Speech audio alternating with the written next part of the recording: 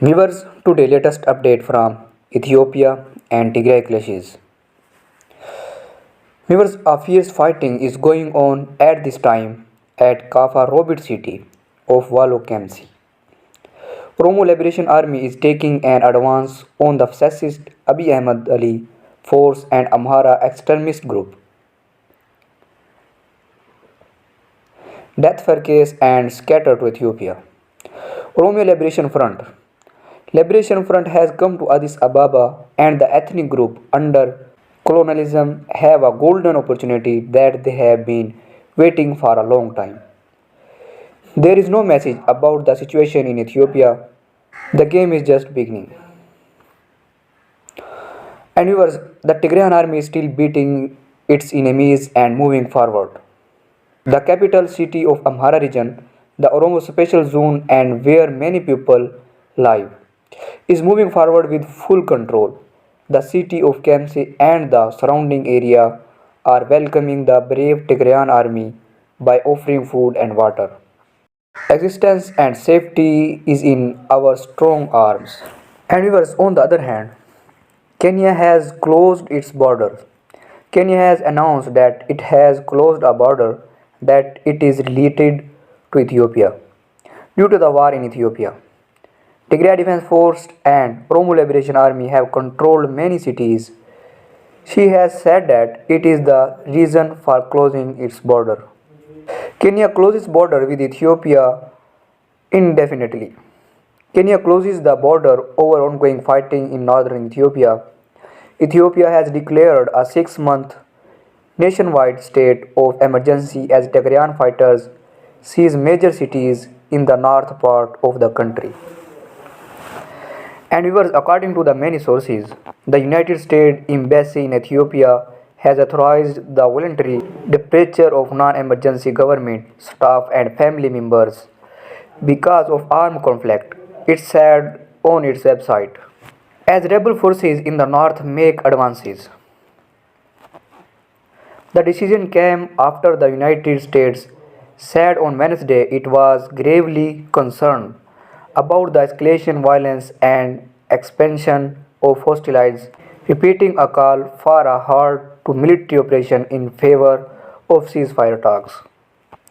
The department authorized the voluntary departure of the non-emergency United States government employees and family members of emergency and non-emergency employees from Ethiopia due to armed conflict, civil unrest, and possible supply shortage, the embassy said in a statement. Travel to Ethiopia is unsafe and further escalation is likely, it added. The government of Ethiopia has previously restricted and shut down internet and phone services during and after civil unrest, it said. Government spokesperson Legacy Tulu did not immediately respond to a telephone call seeking comment and the United States Embassy statement. On Tuesday, Ethiopia declared a state of emergency, with forces from the northern region of Tigray threatening to advance on the capital Addis Ababa. Jeffrey Feltman, the United States Special Envoy for the Horn of Africa, is expected to arrive in Addis Ababa to press for a halt to military operations in the north and to seek the start of ceasefire talks. On Wednesday, Britain urged its citizens to review their need to stay in Ethiopia and consider leaving while commercial options were available. Prime Minister Abiy Ahmed plugged to bury his government enemies with our blood.